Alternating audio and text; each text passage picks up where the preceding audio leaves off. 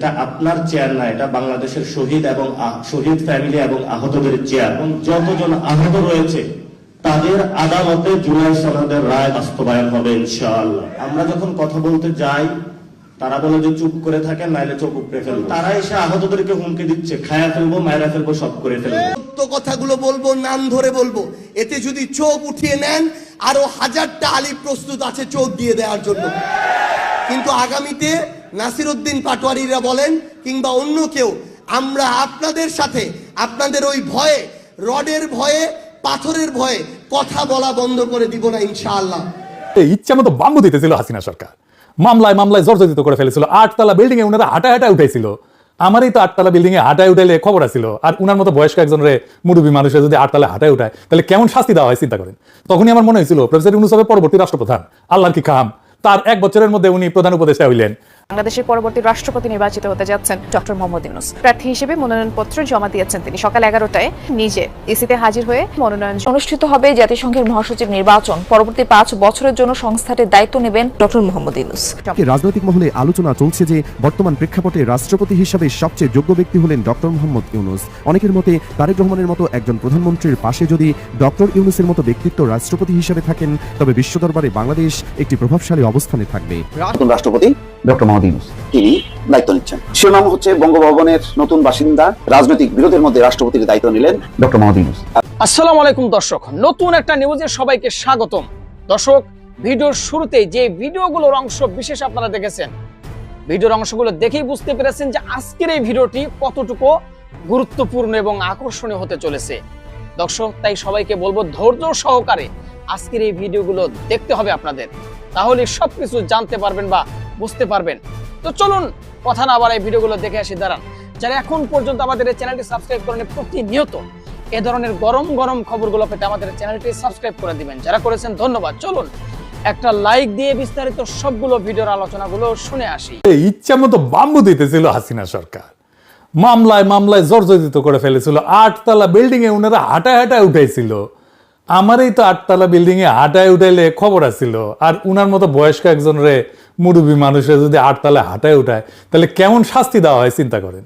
তখনই আমার মনে হয়েছিল প্রফেসর ইউনূস হবে পরবর্তী রাষ্ট্রপ্রধান। আল্লাহর কি কাম, তার 1 বছরের মধ্যে উনি প্রধান উপদেষ্টা হইলেন। আমি আবার মনে করতেছি প্রফেসর ইউনূস কি পরবর্তী রাষ্ট্রপতি হইতেছেন? এটা প্রশ্ন, প্রস্তাব না। আসেন আমরা বুঝে দেখি উনি রাষ্ট্রপতি হইলে কি লাভ, আসলেই হইতেছেন কিনা। প্রফেসর ইউনূস রাষ্ট্রপতি হলে খারাপ হয় না আমার বিবেচনায়। রাষ্ট্রপতি এই পদটা আমাদের দেশের জন্য আসলে কি, এটা বোঝার আগে আমরা পার্লামেন্টারি সিস্টেম যেখানে পয়দা হয়েছিল সে ইংল্যান্ডে যাই, তাছাড়া বুঝতে পারবো না। ইংল্যান্ডে পার্লামেন্ট আছে, তার উপরে কে? রাষ্ট্রপতি না, রাজা। ওই চেয়ারটায় আমরা ক্ষমতার চেয়ার ভাবে ভুল করি। ব্রিটিশ রাজা তো শাসন করেন না, করে না, উনি বিল পাস করেন না, বাজেট বানান না, যুদ্ধ ঘোষণা করেন না। তাইলে উনি আসেন কেন? উনি আসেন কারণ রাষ্ট্রের একটা মুখ লাগে, নৈতিক মুখ লাগে, যে মুখটা কোনো দলের না। প্রধানমন্ত্রীর তো সবাই ভোট দেয় না, অর্ধেক দেশের লোক তো ভোট দেয় না, এটাই নর্মাল, এটাই তার কাম। কিন্তু রাজা কারো শত্রু না, রাজা কারো বিরোধী না। যেই লোকটা লেবারে ভোট দিছে, যেই লোকটা টরিতে ভোট দিছে, দুইজনেরই একই রাজা। তো চেয়ারটা ক্ষমতার না, চেয়ারটা একটা ইউনিফাইং ঐক্যের চেয়ার। বাংলাদেশে আমরা এই জায়গাটা কোনোদিন ধরতে পারি নাই। 19 শতকে ওয়াল্টার বেজট এই নামে এক ব্রিটিশ লোক ইংলিশ কনস্টিটিউশন নিয়ে লিখে গেছেন। উনি কইছিলেন ব্রিটিশ সিস্টেমের 2টা পার্ট, একটা ডিগনিফাইড পার্ট, মর্যাদার পার্ট, ওইটা রাজা, আর একটা এফিসিয়েন্ট পার্ট, কামের পার্ট, ওইটা ক্যাবিনেট, প্রধানমন্ত্রী। জনগণ ভালোবাসে প্রথমটারে, মর্যাদার, আর শাসিত হয় দ্বিতীয়টারে দিয়া। রাজার অধিকার 3টা মাত্র: পরামর্শ পাওয়ার অধিকার, উৎসাহ দেওয়ার অধিকার, আর হুঁশিয়ার করার অধিকার। ব্যাস, এই 3টা।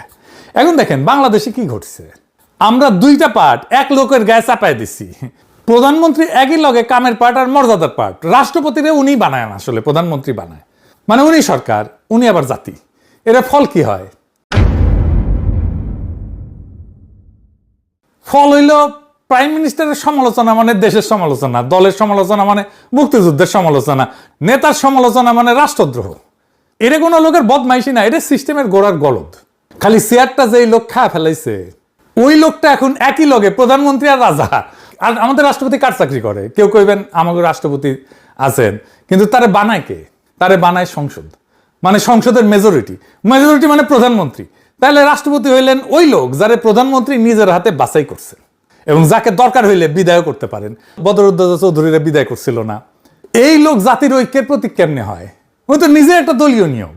পার্লামেন্টারি সিস্টেমে রাজার কাজ আমরা রাষ্ট্রপতি দিয়ে করতে চাইছি, এটা হয় না।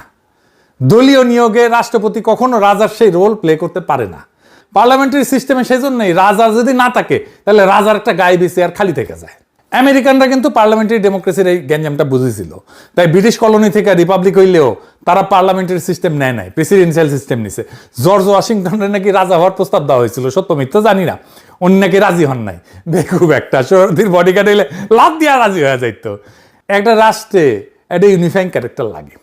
শরদির বডিগার্ড 1971-এ আমাদের ইউনিফাইং ক্যারেক্টার ছিল, আমরা তারে যাতেই যা কিছু বলি না কেন, কিন্তু উনি থাকতে পারেন নাই ইউনিফাইং ক্যারেক্টার। ওই সময় ওনার যে অথরিটি ছিল এটা কোনো পদ না, উনি আছিলেন ওই মুখ যেই মুখে 7.5 কোটি মানুষ নিজেদের রাষ্ট্রটারে দেখতে পাইছিল। কি বেকুবের একটা বেকুব, উনি সেইটা হইতে চান নাই, রাষ্ট্রের ঐক্যের প্রতীক হইতে চান নাই, জনতার আকাঙ্ক্ষার মুখ হইতে চান নাই, উনি প্রাইম মিনিস্টার হইতে চাইছেন। নামেই তাজউদ্দিনের কইছিলেন আমি কলে প্রাইম মিনিস্টার হম। কিন্তু এই ইউনিফাইং ক্যারেক্টার আসলে চিরস্থায়ী হয় না, ওইটা একটা ধার করা জিনিস, মালিকানা না। যেদিন ওই ইউনিফাইং ক্যারেক্টার নিজেকে রাষ্ট্রের সমর্থক ভাবতে শুরু করে ওই দিন থেকে ক্ষয় শুরু হয়ে যায়। হ্যাঁ, মুজিবের অনুসারে স্লোগান তুলেছিল আইনের শাসন না নেতার শাসন চাই, মুজিবের শাসন চাই। এইখানে 3টা ভয়াবহ জিনিস ঘটে এবং 3টাই সিস্টেমিক, একটা অ্যাক্সিডেন্ট না। কি কি? 1 নম্বর হইতেছে নৈতিক দায় শেষ হয়ে যায়, কারণ ডক্ট্রিনই কয় রাজা ভুল করতে পারে না, তাই না? ইংলিশ আইনে একটা সার্বভৌম দায় মুক্তি আছে কিন্তু, যেটা বাংলাদেশের রাষ্ট্রপতিও পায়, ওইটার গোড়া কিন্তু এইখানে। তাই এইখানে বাংলাদেশে এই সার্বভৌম দায় মুক্তিটা পদের গায়ে লাগানো থাকে, রাষ্ট্রপতির গায়ে লাগানো থাকে, কিন্তু ওইখানে সার্বভৌম দায় মুক্তিটা পদের গায়ে লাগানো থাকে, মানুষটার গায়ে না। আমরা ওইটা মানুষটার গায়ে লাগাই দিলাম, রাষ্ট্রপতির গায়ে লাগাই দিলাম। সেজন্য চুপ কয় না যে আমার নামে মামলা হবে, কি সর্বনাশ, 51 ধারা পইরা দেখেন। হ্যাঁ, এর ফলে বাকশাল হয়, রক্ষী বাহিনী হয়, 74 দুর্ভিক্ষ হয়, কিন্তু এসব নিয়ে কোনো জবাব দিতে হয় না, কারণ জবাব দেওয়ার মানে হইলো উনি তো ভুল করতে পারেন না। আর ওইটা স্বীকার করলে এই ঐক্যটাই তো ভেঙে পড়ে, ভিন্ন মত রাষ্ট্রদ্রোহ হয়ে যায়। ভিন্ন মত মানে ঐক্যের শত্রু, তার মানে দেশের শত্রু। একবার রাজনীতিরে আপনি বন্ধু শত্রুর খেলা বানায় ফেলাইলে বিরোধী দল আর বিরোধী দল থাকে না, তারা দুশ্মন হয়ে যায়। এই দুশ্মনরা আপনি ভোটে হারান না, দুশ্মনরা আপনি নাই কইরা দেন। এই জন্য দেখেন না এনসিপির উপরে চড়া হইতেছে বিএনপি, এই কারণে। সে তো দুশ্মন মনে করে, হ্যাঁ, দুশ্মনকে তো নাই করে দিতে হবে। আর কি, আর একটা হয় উত্তরাধিকারের একটা সংকট জন্ম নেয়। এটা সবচেয়ে ইন্টারেস্টিং, কারণ ঐক্যটা যদি ব্যক্তির ভিতরে থাকে তাহলে ব্যক্তির লগেই তো ওইটা মরে যাওয়ার কথা, তাই না? মরে যায়। ক্যারিশমা জিনিসটা উত্তরাধিকারে যায় না, ওইটা রক্তে প্রবাহিত হয় না, ওইটা পদবিতে বইয়া যায় না। তার মানে ক্যারিশমেটিক নেতার মরণের পরে সবসময় একটা শূন্যতা তৈরি হয়, ও আর শূন্যতা ভরতে হয় রক্তের দাবি, নয়তো বন্দুকের দাবি। হ্যাঁ, বুঝিস? সেই জন্যই বাংলাদেশে এই ডাইনাস্টির পলিটিক্স চলে। জিয়াউর রহমান, খালেদা জিয়া, তারপরে তারেক জিয়া, মুজিব, তারপরে হাসিনা, তারপরে পুতুল। ইউনিফাইং ক্যারেক্টারে এই জায়গায় পৌঁছাইলে ওইটা জাতিরে বাঁচায় না, ওইটা জাতিরে স্থবির করে ফেলে। ঐক্য তখন একটা জীবন্ত জিনিস থাকে না, এটা মূর্তি হয়ে যায়, এই যে মুজিবের মূর্তির মতো, আর ওই মূর্তি আর নড়ে না। তাইলে আদর্শ কিং এর ফাংশন, রাজার ফাংশনটা আসলে কি? খুব সোজা। সত্যিকারের ইউনিফাইং মানুষটা 3টা কাজ করে। উনি নিজেরে প্রতীক হিসেবে ব্যবহার করতে দেন, কিন্তু সিদ্ধান্তটা প্রতিষ্ঠানের হাতে ছাইড়া দেন। উনি নিজের ক্ষমতারে ট্রানজিশনাল মনে করেন, পার্মানেন্ট মনে করেন না। মানে উনি জানেন ওইটা তার না, ওটা তার হাতে গচ্ছিত, উনি আমানত রাখছেন। উনি রাজার মতো কাজ করেন কিন্তু রাজতন্ত্র বানান না। আর উনি জানেন যে আমার কাজ ঐক্য তৈরি করা, আমারে অমর করা না। আর যেদিন রাজা নিজেকে ঐক্যের উৎস না ভাইবা, ঐক্যের মালিক ভাবা শুরু করে, ঠিক ওই দিন থেকে ওই রাষ্ট্র এবং ওই জাতির ক্ষয় শুরু হয়, আর ওই ইউনিফাইং ক্যারেক্টারেরও ক্ষয় শুরু হয়। মুজিবে ভাই শেষ হয়ে গেছে, ক্ষয়ে গেছে। আমরা একজনকে ইউনিফাইং ক্যারেক্টার বানাইতে পারতাম। কে সে? খালেদা জিয়া। উনার কাছে এই সুযোগটা ছিল যেটা মুজিবের ছিল, এবং মুজিব হারাইছেন। খালেদা জিয়া কথা কম কইতেন, ওইটা একটা সম্পদ, কারণ যিনি কম কথা কন তারে বেশি মানুষ নিজের মতো করে কল্পনা করতে পারে। উনি এরশাদের আমলে 7 বার অ্যারেস্ট হয়েছিলেন, ভোটে যান নাই, ভোটটা ভুয়া ছিল।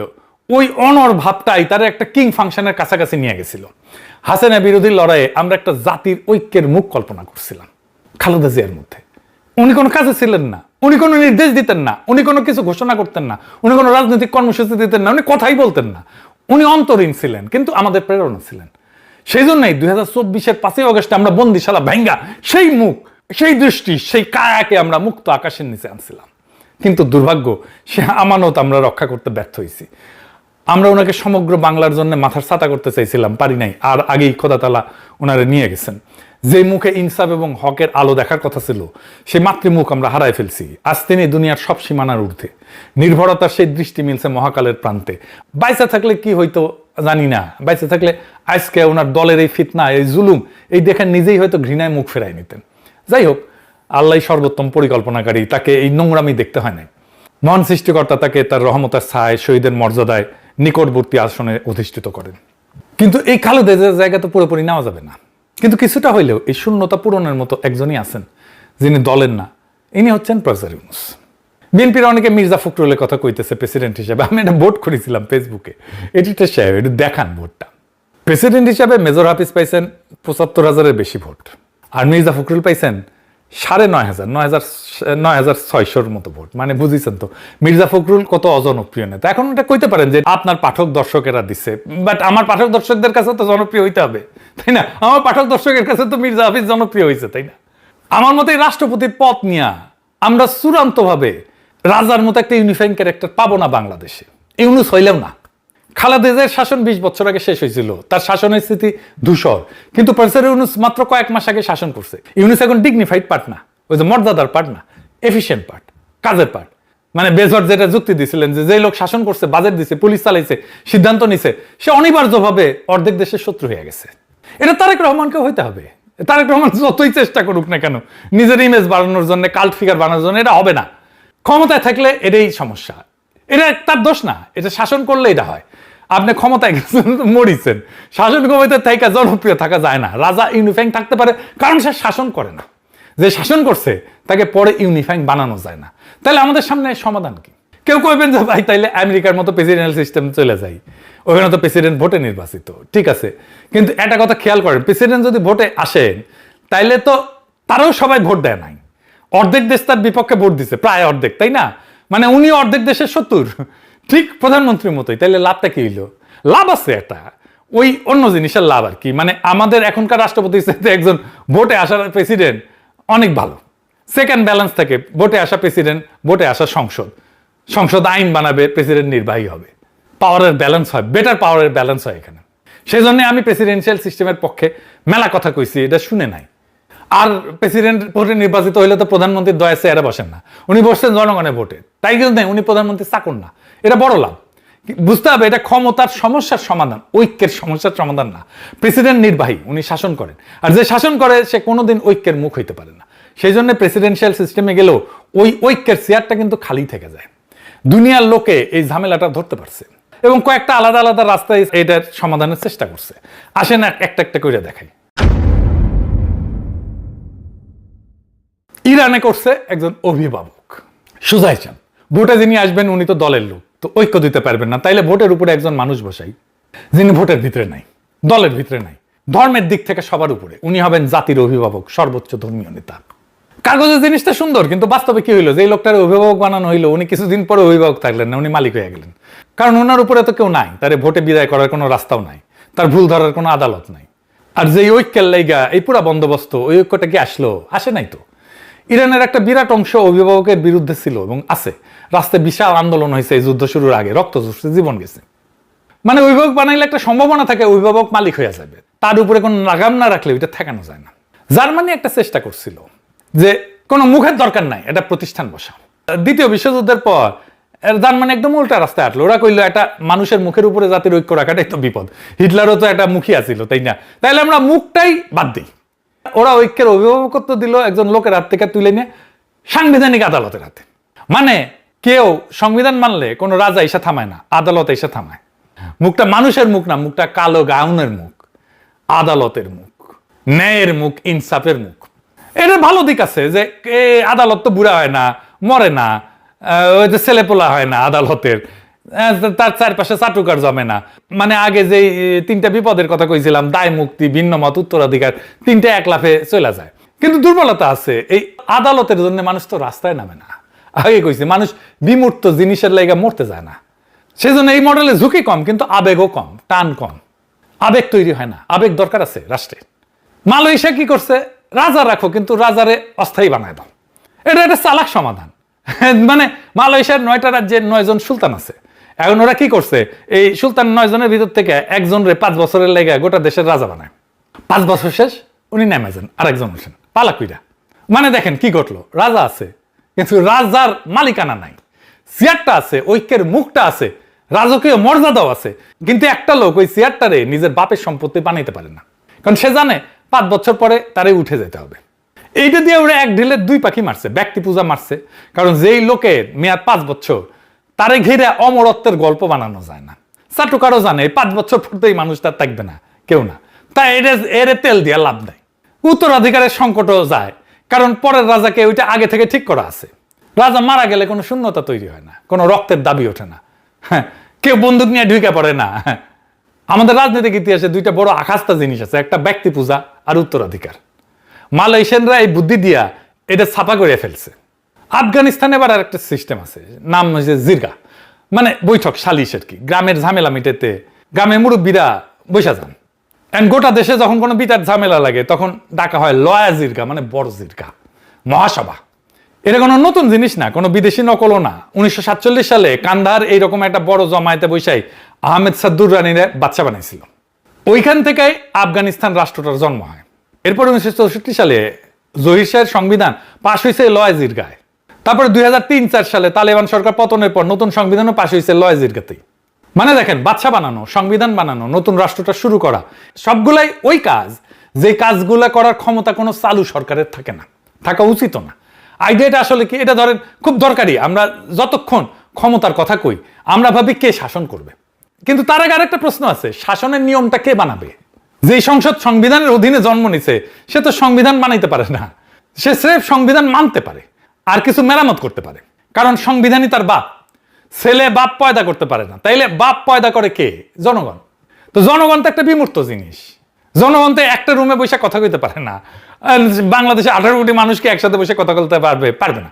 এই লয়া জিরগা হইল ঠিক এই জায়গার একটা জবাব। এটা জনগণকে একটা রুমে বসানোর চেষ্টা, মুরব্বী, সর্দার, প্রতিনিধি, যে যেভাবেই হোক। আমরা তত্ত্বাবধায়ক সরকার দিয়ে প্রায় একই রকম জিনিস বানাইছিলাম, অস্থায়ী, দলহীন, স্রেফ ক্রাইসিসের সময় ডাকা হয়। কিন্তু ওইটা তো মরে গেছে, মরছে ঠিক একই জায়গায়। প্রধান উপদেষ্টা কে হবে, ওইটা কে ঠিক করবে? 2006-এ রাষ্ট্রপতি নিজেই ওই চেয়ারে বসে পড়ছিল ইয়াজউদ্দিন, আর গোটা বন্দোবস্তটা ভেঙে পড়লো। যাই হোক, আমাদের একটা নতুন ব্যবস্থার কথা চিন্তা করতে হবে, যা এখনকার ব্যবস্থার চাইতে ভালো। কি হইতে পারে সেটা? এইটা হইতে পারে একটা গার্জিয়ান কাউন্সিল, অভিভাবক কাউন্সিল বা মুরব্বী কাউন্সিল, যাদের সত্যিকার অর্থে মরাল বা নৈতিক কর্তৃত্ব আছে সমাজের উপরে, দেশের উপরে, একটা সেকশনের উপরে। এর মধ্যে থাকতে পারেন অনেকে, আমরা আলাপ করতে পারি। মানে আমি কয়টা নাম বলতেছি, ধরেন এটা প্রস্তাব হিসাবে না, এটা আলোচনার জন্য। ধরেন হেফাজতের আমির, হিন্দু ধর্মের প্রধান সাধু, ধরেন রামকৃষ্ণ মিশনের প্রধান সাধু মাহমুদুর রহমান, দিলারা আপা, ফরদ মজার, প্রফেসর ইউনুস, বাইতুল মোকাররমের খতিব, বামেদেরও রাখেন, কোনো অসুবিধা নাই, সিরাজুল ইসলাম চৌধুরীরে রাখেন। যতীন সরকার বাইসে থাকলে ওনার নাম আমি প্রস্তাব করতাম, সলিমুল্লাহ খান, আব্দুল্লাহ আবু সাইদ, তারপরে চাকমা রাজা দেবাশিস রায়। ওনারা বৈশা প্রত্যেক মাসে ঠিক করবেন যে কে মুরব্বী কাউন্সিলের মুখপাত্র হবেন। তিনি সেই মাসে আইসা বঙ্গভবনে থাকবেন, কোনো স্থায়ী বাসিন্দা থাকবে না বঙ্গভবনের।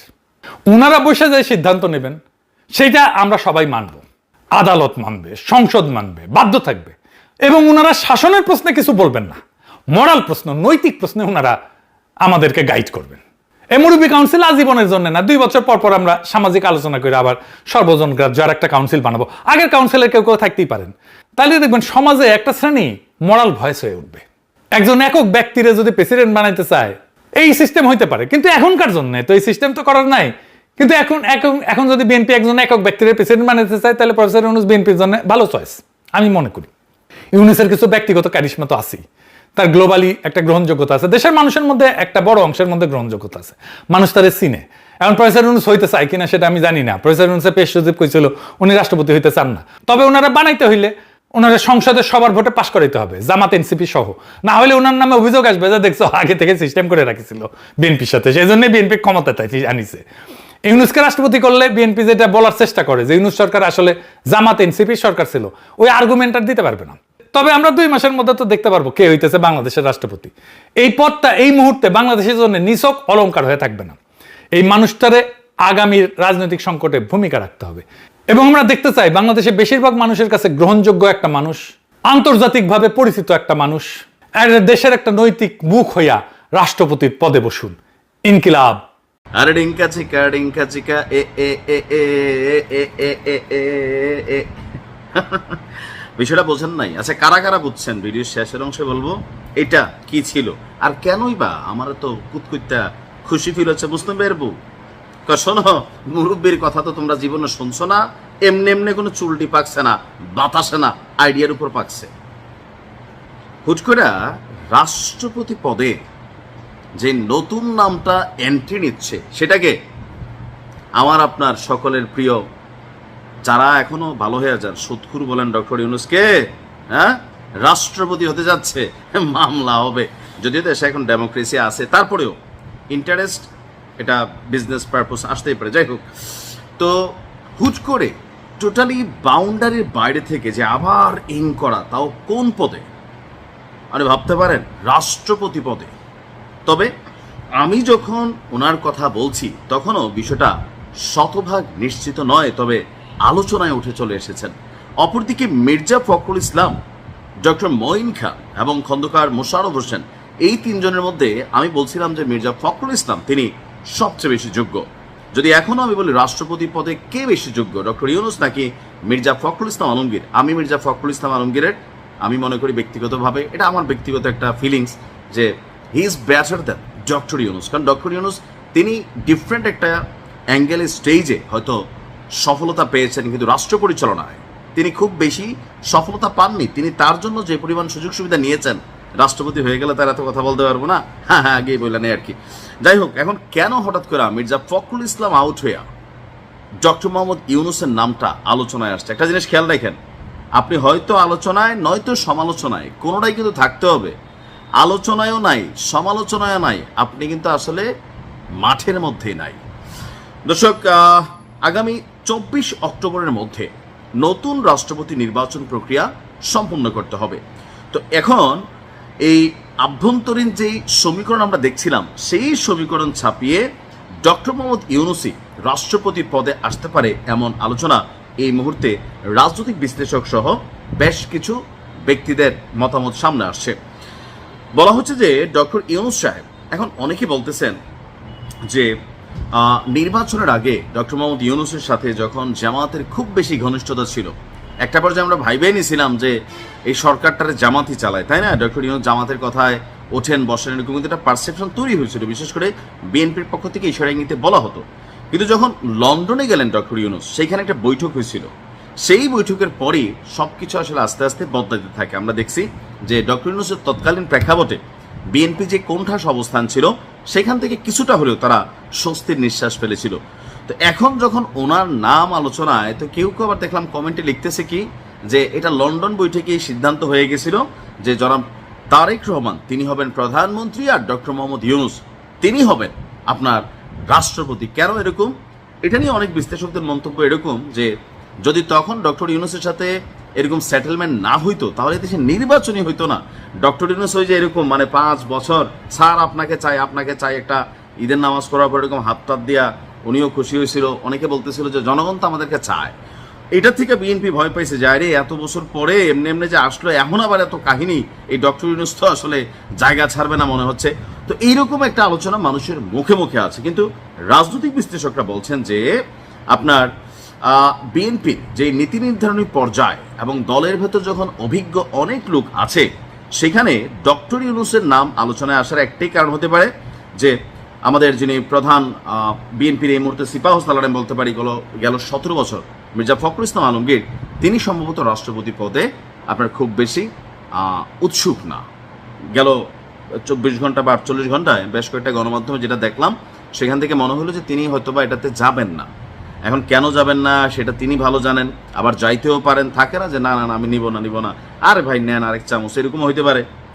আবার ডক্টর ইউনূসের সাথে অনেকে যারা এরকম মন্তব্য করছেন, এখন ভাই রাজনীতি হচ্ছে রাজনীতি, পিছনে কি ঘটে এটা আমাদের বোঝার সুযোগ নেই। তবে এখন ডক্টর মোহাম্মদ ইউনূস তিনি রাষ্ট্রপতি হলে কি বাংলাদেশের জন্য কল্যাণকর কিছু হবে? যেহেতু এর আগেও তিনি ক্ষমতায় ছিলেন, তেমন কল্যাণকর রাষ্ট্রের জন্য না হলেও তার গ্রামীণ ব্যাংক থেকে শুরু করে তার ব্যক্তিগতভাবে অনেক কিছুতে কল্যাণ হয়েছে। আমার মনে হয় যে উনি আসলে রাষ্ট্রপতি হইলেও তিনি অনেক ধরনের ফেসিলিটিস নেবেন, যেটা অতীতে কখনো কোনো রাষ্ট্রপতি নেয় নাই। কারণ ডক্টর মোহাম্মদ ইউনূস প্রধান উপদেষ্টা হিসাবে ওনার কাজগুলোতে পজিটিভ নেগেটিভ আছে, কিন্তু ব্যক্তিগত যে সুবিধার একটা ভান্ডার তিনি তৈরি করছিলেন, এটা এই দেশের ইতিহাসে নজিরবিহীন। সো সেই জায়গায় তিনি যেভাবে ব্যক্তিগত আত্মকেন্দ্রিক একটা সার্কেল করে চলেন, এটা রাষ্ট্রপতি পদে কখনোই মানানসই হবে না। আর সেই ক্ষেত্রে মির্জা ফখরুল ইসলাম আলমগীর, ডক্টর মঈন খান অথবা খন্দকার মোশাররফ সাহেব, তারা ইজ মোর ক্যাপাবল এবং মোর ট্রাস্টি। আর দেখা যাক কি হয়। যদি ডক্টর ইউনূসের পক্ষ থেকে বা ওনার পেজ থেকে এখন পর্যন্ত আমরা কোনো আপডেট পাইনি, কিন্তু গণমাধ্যমগুলোতে আলোচনা শুরু হয়েছে যে এখানে খেলার পাশা উল্টে যেতে পারে। মানে কি উল্টায় না উল্টায় সময় বলে দেবে। আসসালামু আলাইকুম। শ্রোতা, আশা করি সবগুলো ভিডিও দেখেছেন এবং সকল বিশ্লেষকদের বিশ্লেষণগুলো মনোযোগ সহকারে শুনেছেন। তো প্রত্যেকটি বিশ্লেষকদের বিশ্লেষণ শোনার পরে আপনারা কি জানলেন, বুঝলেন? আপনাদের মূল্যবান মতামতটা ভিডিওর কমেন্ট বক্সে জানিয়ে দিন। আর হ্যাঁ, পারলে ভিডিওটি শেয়ার করুন। যারা এখন পর্যন্ত আমাদের এই চ্যানেলটি সাবস্ক্রাইব করেনি, প্রতিনিয়ত এই ধরনের গরম গরম খবরগুলো পেতে আমাদের চ্যানেলটি সাবস্ক্রাইব করে আমাদের সাথে থাকুন। ইতিমধ্যে যারা অলরেডি সাবস্ক্রাইব করে দিয়েছেন সবাইকে অসংখ্য ধন্যবাদ জানিয়ে ভিডিওটি এখানে শেষ করছি। ভালো থাকবেন সবাই। আল্লাহ হাফেজ।